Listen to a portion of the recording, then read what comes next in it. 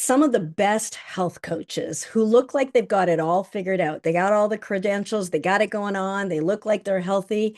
It looks to the outside world like it's always been that way.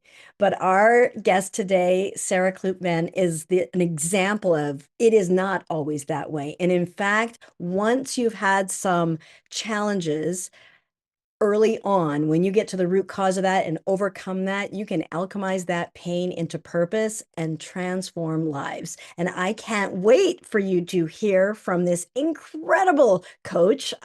Please welcome Sarah. Thank you. Thanks so much for having me, Dr. Shaunna. Well, I mean, you have a lot of credentials. Like I can't go through them all. And you're national board certified health coach. You got your master's in yoga therapy and so many others. Yeah. But I'm curious because I looked at that and I'm like, you look perfect. You're all good. So it seems like it was always that way. And initially when we were talking, it sounds, you were talking about how you're helping people and all of this stuff. And I'm like, were you always this way? Like, what led to that? Didn't you ever have anything that you challenged? And so tell us exactly like what is it that led you to get involved in health? I know that you have a lot of background in health, whether it's yoga or meditation or fitness, all of that. What led you down that road? Yes, I would be happy to share that with you. It was at a very early age. I was young, I was overweight, and I was experiencing some bullying due to that, which led me to actually seeking out. I'm not even really sure to this day how I got them, but I got diet shakes. So I started at a very young age in this down this path of feeling like there was something wrong with me and that I needed to fix it. And so I started into that and wanting to lose weight and not feeling healthy within myself. And yeah, and so then that was really where it started from at a very young age. How old would you be when all of that was happening? I was 11. 11 So years it old. was, So dieting at 11 and then so not feeling really great about self, other people bullying you. yeah. Really, you could go either way at that point. And then, so now you're starting to do diets and you're starting to do what led you to sort of um, get on the other side of being heavy? Like, what were some of the things what happened next? And just kind of bring us through the steps to that have led you to be able to look at the person that you are today who looks like they got it all figured out. And I know Sure. because of what you've gone through, you can help people. But what were some of those Yeah. stepping stones throughout your life that have led you to really care seriously about helping people with their health? Yes, absolutely. Well, that coupled with the weight, I also started experiencing anxiety in middle school, extreme anxiety, like panic attack level of anxiety. So I ultimately had to work myself through that. And fast forward to being 48 years old today, that is those are the two areas that are really I'm the most passionate about still is weight, but it's not always physical weight, it's emotional and mental weight also, because then that plays into the anxiety. And so helping women, usually around my age, that are experiencing weight issues that might be physical, but they also are probably mental and emotional. I don't know that they always call it anxiety. People may Yeah. not necessarily term it as anxiety, but they notice a heaviness that they can't shake or they don't understand what it is. Yeah, and I think a lot of women can relate to that. And then so that makes a lot of sense of how you're come to really appreciate and empathize with people who are going through that because you've been through that yourself. You also had a traumatic event when you were 19. Tell us about that has deepened your desire to really help people with their health. Yeah, so when I was 19, I got a phone call. I was a sophomore in college, and I thought that maybe my dog had died because my dog was a little bit older at the time. And it was my mom on the phone. And my mom and my dad were not married, but it was my mom, and she said, Your dad has passed away. He had a massive heart attack at 47 years old. And so, at such a young age, what were some of the impacts how did that alter the trajectory of your life moving forward?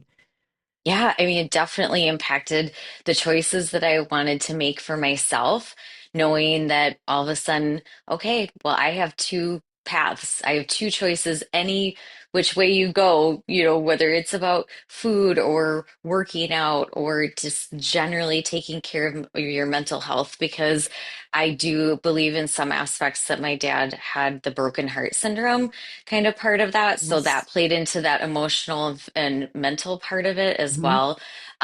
So that played into it. So again, I think that it became more prevalent for me as I started into my 40s. And then I'm now 48. So last year I was 47. And it was a very powerful year for me because I was thinking, gosh, this is how old my dad was when he died. And I am doing my best to be as healthy as I possibly can be and also help people be as healthy as they possibly can be so that they can enjoy what they love doing for as many years as they want to. Yeah. And I know that thank you for sharing that. And I know that you are passionate about helping people, obviously, with anxiety and weight loss, but really thriving mind, body, spirit. And so Yes. that early experience of your dad and connecting that with the heart, I have Mhm. an experience to share too. So when I was in medical school, and in order to pay for medical school, I worked in ICU as a gopher, I'm going to say, as a unit assistant, I was running things and and throughout my medical career. But I realized that the people in ICU that had a heart attack also had an attack of the heart.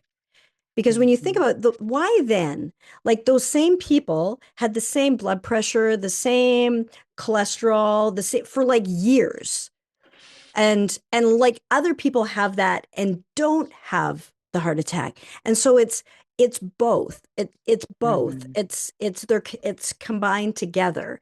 And so for you, I think it really got the emotions matter. You mentioned like the emotional pain matters, and so to just help someone just with diet, and then or just with exercise, we're missing a huge piece if we're wanting to do that whole health aspect of it.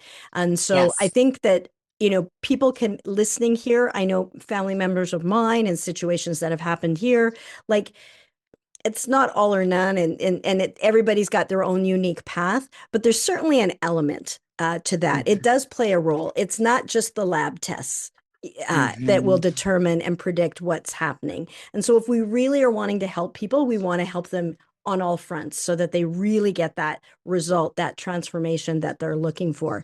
And so, for you, when you were struggling with your weight, when did you kind of turn the corner and transition out of being, okay, I've got this heavy kid persona, and now I am lean and I am fit and I am healthy. How did that happen, and when did that happen? Well, I would say that I was probably in my mid 30s when I actually turned the corner, but I will say from 11 to 35, and even now, today, I still have some fluctuations. I mean, I'm human, and I think that that's normal for people to, gain a few Yes. pounds here or there, I hope.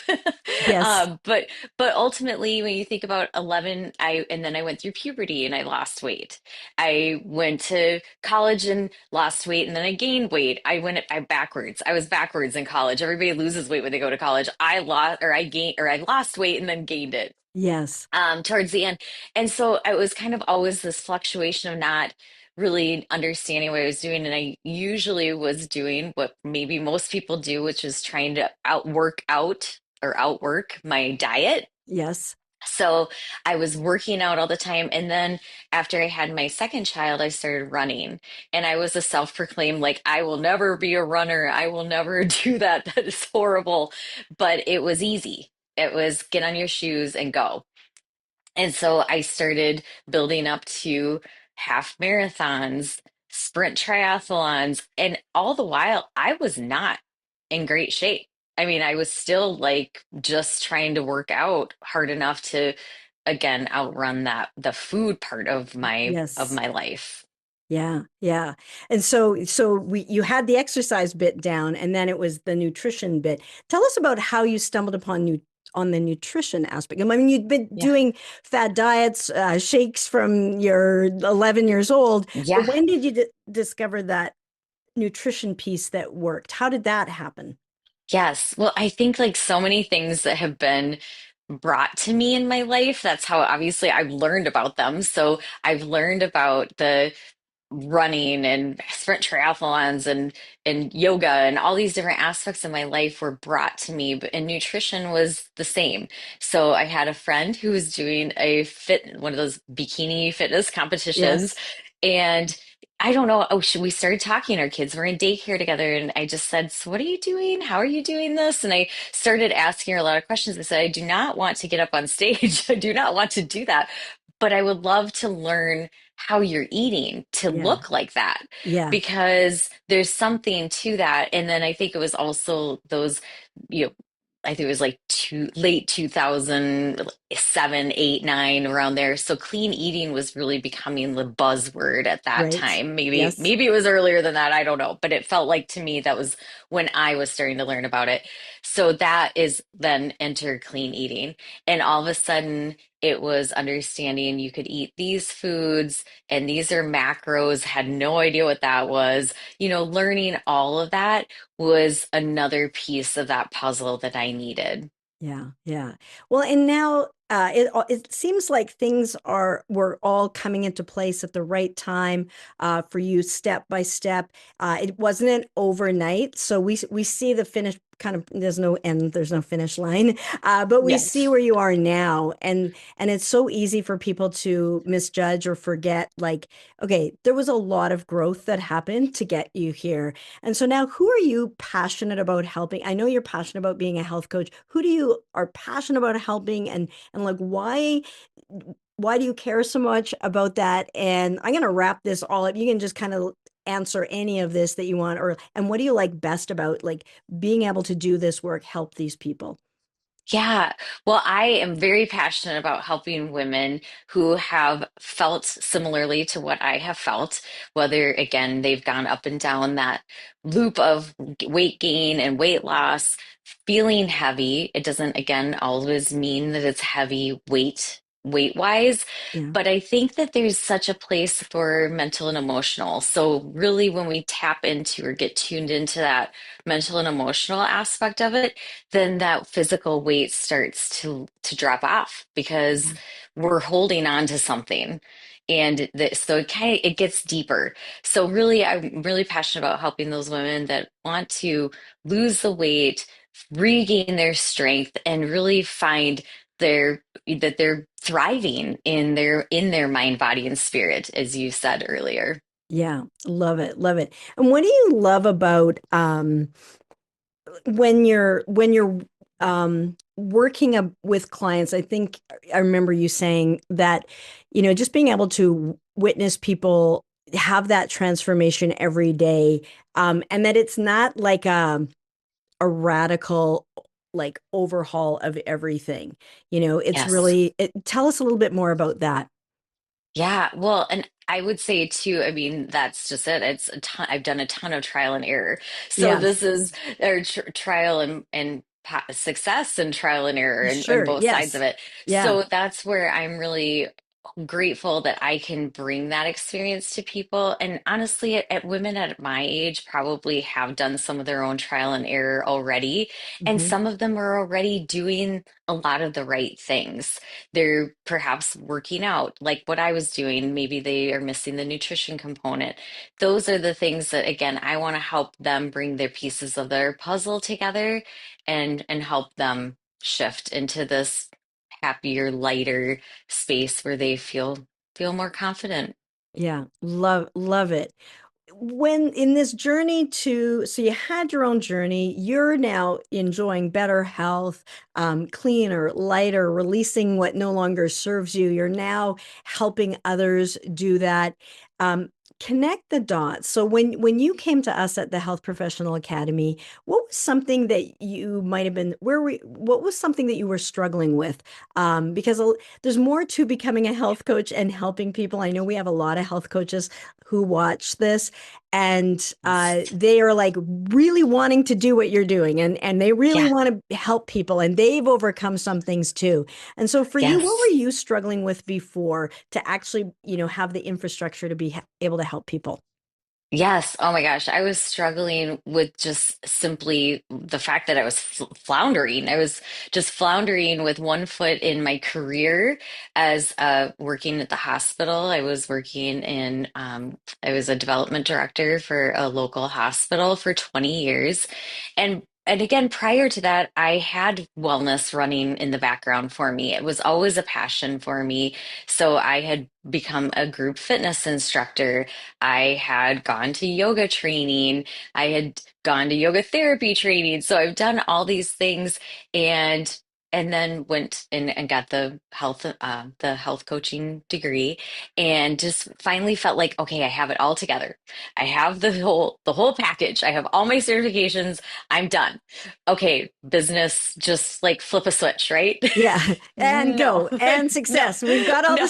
Right, certifications, and let's right, go. right. And it just doesn't happen like that. So I was really just lacking that clear structure and just really needing something effective in terms of a system in place because I had a few clients, but I didn't really know. Again, I was just floundering. I didn't know what process to do. Even though I've spent 20 years in marketing, I didn't know how to market my own business. I knew how Yeah. to market for my hospital foundation job.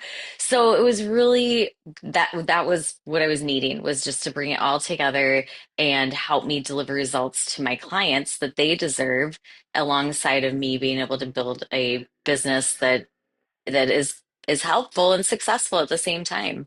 Yeah, love it. Yeah, and for you, if you're listening to this and you are uh, wondering, like, how can you get started? Where can you do? One of the easiest things is just to get a copy of Six Figure Health Coach. I'll put a link so you can get a free copy below to see, like, okay, what would it take? What is the structure to get your practice up and running? And so I'm happy to share that with you. And so for you, Yes. Sarah, you were helping women with anxiety. Oh, actually, no, hang on. Before we say that, you had a story that you were telling me about which book was it? The six-figure health coach. Okay, Yeah. Yeah. tell us about that. So, like most secondary, I don't know, like post-secondary students, I guess you could say, I have stacks of books. I Yeah. love books. I love reading, but also learning. And at some point in time in my journey, approximately mid 2022, because I went and looked. So I was like looking up and decided to interview your company and say, okay, well, maybe I want to do this six-figure health coach. And then I was looking through my books. Well, lo and behold, I had your book unread for a year and a half. There you go. There you go.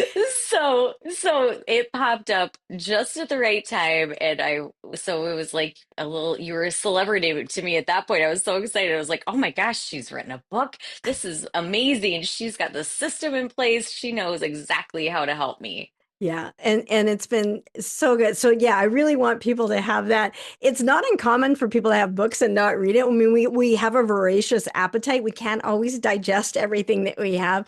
But when there's a saying, when the student is ready, the teacher appears. And Yes. and then what I also teach my clients is that, when the teacher is ready, when you as a health coach are ready, Yes. then your student, your clients appear too. So it kind of works both ways. So love that. So yeah, Yes. definitely get your Yes. copy of that. It's a helpful start to kind of figure out, okay, how do I structure this? Because people are usually lost and, like you were saying, completely floundering, not sure how to market it, how to do this. Even if you have a Yes. background in other things, this is different when it's for yourself and it's coaching. So check it out. That's helpful. So, Sarah, Yes. you are helping women with anxiety and weight loss and overcome it, allow them to keep the weight off. Uh, what myths do you find that people have when it comes to overcoming these struggles and actually getting to the other side of it so that they can truly thrive? What are some of the myths that they have? Yeah, I would say that one of the biggest myths is that women oftentimes are just trying harder. I mean, that's what they say when they come to me, and I'm sure that many other health coaches hear that same story of that it's, and we've all experienced it. I've experienced it. I'm Mhm. trying harder, I'm working out harder, I'm running farther, I'm whatever it is, and I'm or starving myself more. I'm starving myself, or I'm having the willpower to only have, treats 2 nights a week or whatever. So whatever it is that they feel like they're doing, they're oftentimes doing actually a lot of the right things, but it's not Mhm. really about pushing harder. So it's about more alignment Mhm. and making those choices, that it would help them get, give their boost of confidence to bring them back to that place where okay, well, I'm going to the gym, 3 days a week, or maybe it's upping that walking. I mean, there's just small tweaks that really can be really helpful. And there's so many messages out there. I mean, that's the other thing too. Even I myself, as a health coach, sometimes I'm like, okay, there's this, now there's this, there's this. You don't know where to turn or what to listen to. And it's really like, let's just start at the basics. Let's Mhm. let's clear the cobwebs, get the confusing and frustrating aspects out of this, and just start really at nutrition, movement, sleep, hydration. And that's really where that transformation is going to happen. Yeah, I love that. I love that. And really, yeah, allow them to rather than uh fight their condition, allow their wellness, which is really at the core of who they're just allowing them to uncover more of that. I love that. So much more simpler and easier. It's a little bit easier said than done. And Yes. it's kind of great philosophically. And people probably can get like, I get that, but what is exactly does that look like? And what do I eat?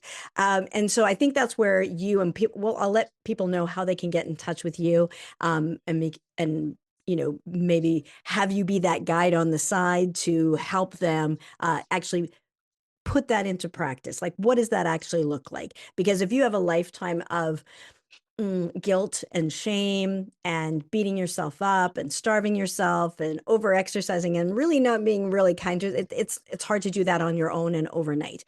So it's an identity shift and a process. And we will, at the end of this, we'll just let them know how they can get in touch with you to Yeah. potentially be that guide for them or point them in the right direction. I know you have lots of great tools. Again, lots of certifications. I mean, I there was Thanks. so many I couldn't even go into them of everything from and so much of a background in and so many things, meditation and yoga and fitness trainer and then your knowledge of human design, and there's a lot there to unpack, Yes. and your Yes. masters in yoga, like a lot. And so but you've been able to distill that down and that background into Yes. being able to give people practical steps and like hold them by the hand through the process, that really gets great results. We'll maybe talk about some examples of Yeah. things that clients can receive from that. What does that look like when they do that journey? But Yeah, sure. before we go there, a little bit more about you as a health coach. Um, Yeah.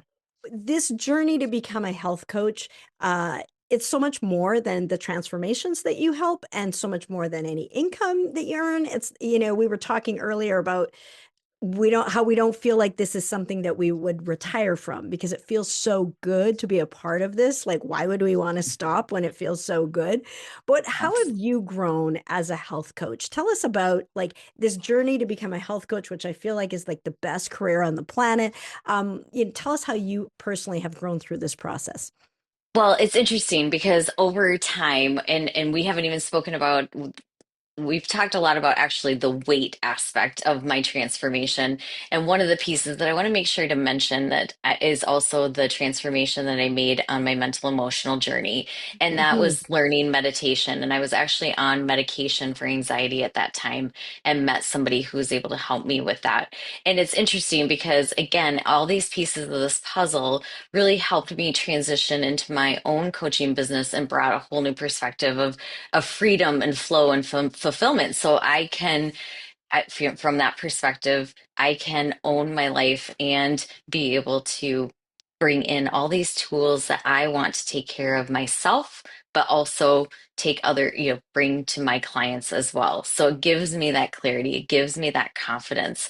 And as a result, and through years of practice, again, of meditation, I said maybe this is meditation talking, but I've set better boundaries. And I now have that opportunity as a health coach and to be self-employed to walk my dog 3 times a day for the 10-minute walks after we eat or whatever. It's just, it's so fulfilling to be able to have that time and that openness and space to be able to do all that.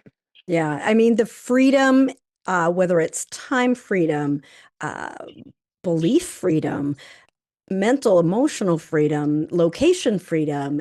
You really have the potential, anyways, if you step into it, to really have so much more joy and get so much more aligned and have a career that really sort of is what you have, a life that you want to live. It's a phenomenal opportunity, and I.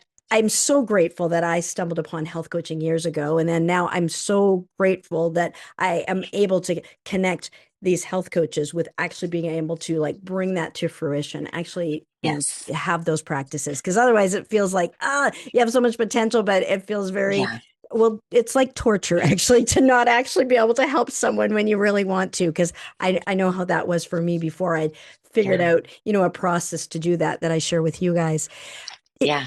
if you had to go back to talk to your former self and give, and like, looking back, and you can go back as far as you like, anything that you would, what would you tell your former self? Because you've learned so much now. What would you share? Yes. Oh my goodness. Well, I definitely wish I had had yoga and meditation brought to me even sooner, of course. I always tell whenever I'm teaching college students, oh, I'm so happy you're here. I so wish I would have started doing yoga when I was your age because I think that it could have been a beautiful trajectory from that point too of learning how to deepen my skills even at that point of self-care and that type of thing. But I also do believe in divine timing. So I also know that everything happens at the right time and the right space and that in my life has unfolded and it's been exactly I live with no regrets. It's exactly what I want it to be and exactly in the right time. So all these years that I've spent in leadership, the lessons that I've learned from burnout and from boundaries and having courage to be able to really allow myself this space to say I deserve to be following my passion. I Yeah, really want this for myself, but I also know that I'm here to help other women who have felt in some way, shape, or form how I have felt over the years. yeah. So yeah. So I really believe again that everything happens for a reason. And so if I were to go back and tell my former self some kind of message, it would just be just keep going. We can also, I was fast forwarding and saying, like, okay, we always say that, like, what would you tell your former self? And then I'm like, let's take it to the next level. What would our future self tell us? Hmm. What would our Yeah. future self tell us? I suspect it's probably the same thing. Keep going, trust the Yes. timing. And so we can take that as advice to take to heart now. And sometimes when things look like they're falling apart, they're really falling into place, and just trust Yes. that, things are shifting, and just keep focusing on what it is that you do want and what feels aligned, and keep moving in that direction. Yeah, really, really Yeah. powerful, really great. Anything else you wanted to add Thank there? you. Yeah, I would say the other thing that I would like to add is you mentioned human design, and that is an area that I've studied for 10 years. I'm going to make it official this year and I'm getting certified. But I wanted to say that I've had all these tools and all these opportunities over the years that have really helped me understand who I am, how I operate in the world. And I will say that at a deep level, I've gotten to know myself. And I think that what you're talking about, like my former self, my future self, Yeah, and myself today, like who I am today, I feel like that's the other part of all of this that's really important to me to share with women is to own who you are Yeah. And to be able to step into that authenticity, and because again we have so many layers that are put on us over our whole life from day Yes. one, and some of this is about deconditioning and letting go of some of those layers and being able to re-hone or re re reclaim yourself Yeah. back into who you were, and that it's okay to take care of you over everyone else now and then. Of course, I know we Ab- still are mothers and whatever, we want to love people and take care of them, but we need to pour into our own cup as well. Absolutely. And I think that is a powerful message for this time. And so many women, especially, uh, do not take, we put ourselves last, and some Yeah, to the borderline martyr stage of like very yeah, last, such that um, other people need to take care of you because you can no longer do that. And it's really important that we give from the overflow. We fill our cup up so we can give from the overflow rather than run it dry and there's nothing left to give. And we want to be more big picture, long range thinking in that rather than so short sighted that we're just going to go until like we can't. And that is really important message. And I think women need to hear it and see it and hear stories like yours and hear stories like mine and from other people to know it's okay. And when you take care of yourself, then everything changes, hmm, and in a good way, when in a way that you can give to a level that you could not have imagined before, and you can hold space and shine light and lead with love for others, that if you didn't have that, and if we're just coming from a place of guilt or shame or darkness or lack of light anyways, you can't really stand for and hold space for a client or hmm, family or friends. And so, yeah, really empowering. And so many women, I think, are right now really waking up to that and yes, owning that. Sometimes because they have to. They've been given yeah, a horrible diagnosis, and then they're like, all right, no messing around. Enough's yes, enough. I have to be able to say no when I mean no. I have to like yes. have those two little letters come out of my mouth. Yes, it's a No. full sentence. It's a It's a, full yeah, sentence. I have to be able to do that. And it takes practice. It takes practice. I Yeah. know that that's something that you help people with. You have some phenomenal stories of clients that you've worked with that have been blessed to work with you. And tell us a little bit about when you get to the root cause. I know that there are so many ripple effects. So this is my favorite part of these interviews where we really look at, okay, real people, real stories.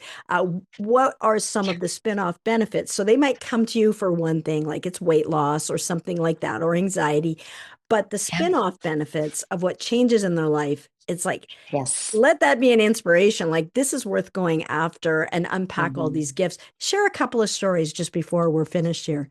Yeah, sure. Well, and it's interesting because right in line with what you're talking about how the world is shifting and women are reclaiming some of the power back to themselves. And it was interesting. I had somebody participate or join in my Thrive After 40 program, and they were feeling pretty depleted. And she was really kind of overgiving. She was really overgiving. She also knew all the basics. She's like, I know how to eat. I know what I'm supposed to be doing for movement. But the problem was the focus and the accountability and the follow through. And Mhm. so when she came to me, she was like, I am operating completely under guilt and pressure at all times. That was her motivation to get anything done.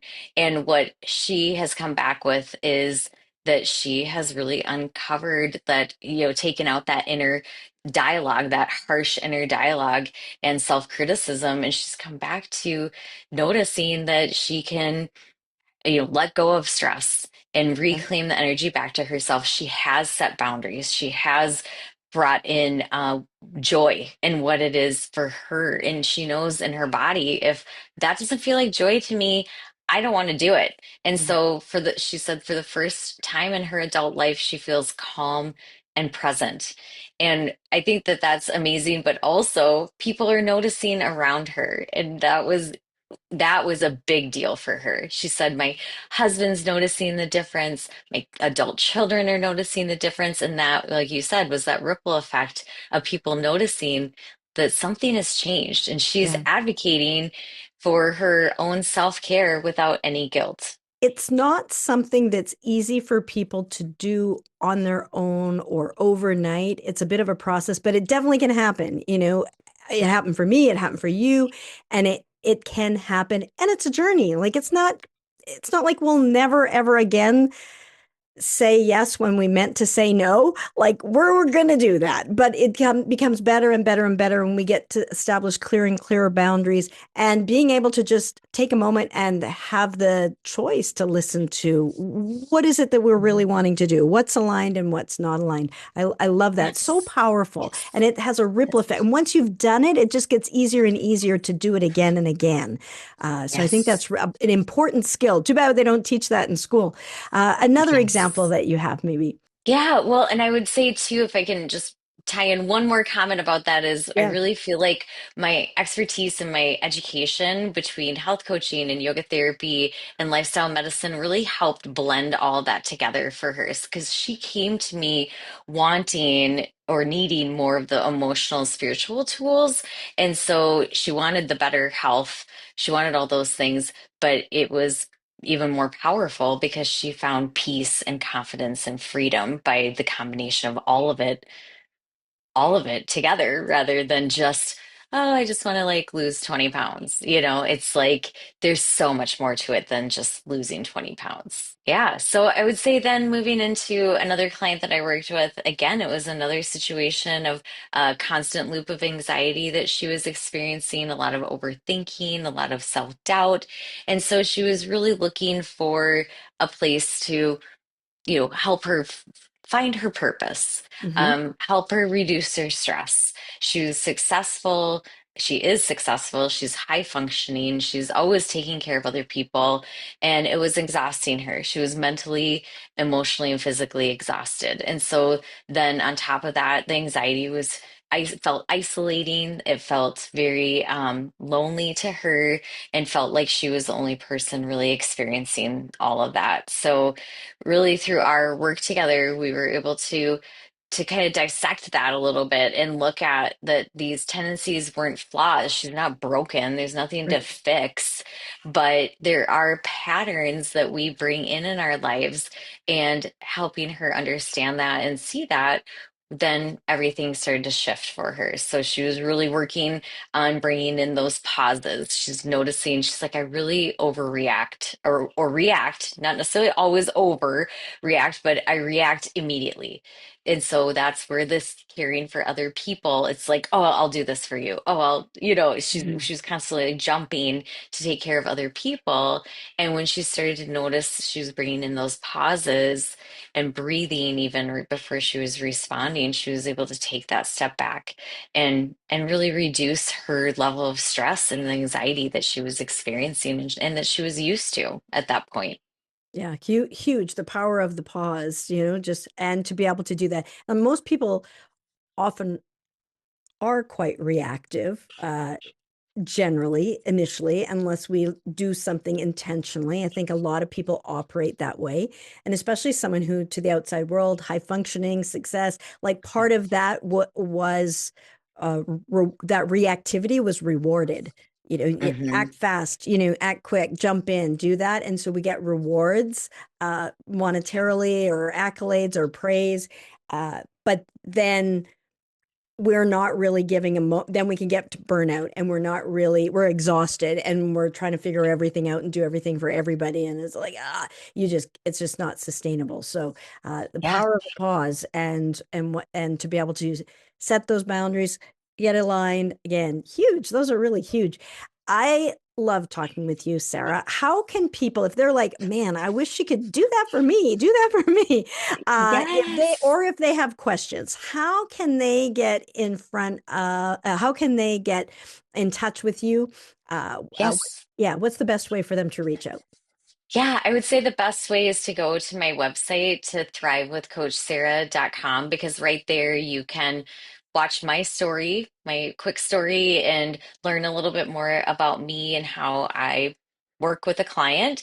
And then you can book a free complimentary call to just connect and see if we are, compatible. It's like they're interviewing me too, and I'm interviewing them, and we're figuring out if I can really help them because I only want to be able to have them be successful. Yeah. So that is really important. And then I'm on social media at Your Wise Self with Sarah. And on YouTube, I have a podcast as well. So, yeah. Your Wise Self with Sarah, and that's Sara, spelling. Sometimes there's different ways. And your website, thrivewithcoachsarah.com. It's been an absolute pleasure, Sarah. And if you're a health coach wondering, how do I piece all this together? I'm going to put a video here on the 5 critical pieces to get your health coaching business up and running, even if you're starting from scratch. And with that, have a fantastic week. And thank you so much for being here. Thank you so much. So grateful for you, Dr. Shauna. You truly changed my life and helped me with my business. So I will always be so grateful for you. My absolute pleasure. We're on a mission to help this world be a healthier, happier place, and fill in those gaps so that you can do the genius work that you and only you can do in your unique way. So, thank you so much. Thank you. All right. With that, have a phenomenal week, and of course, be good for you.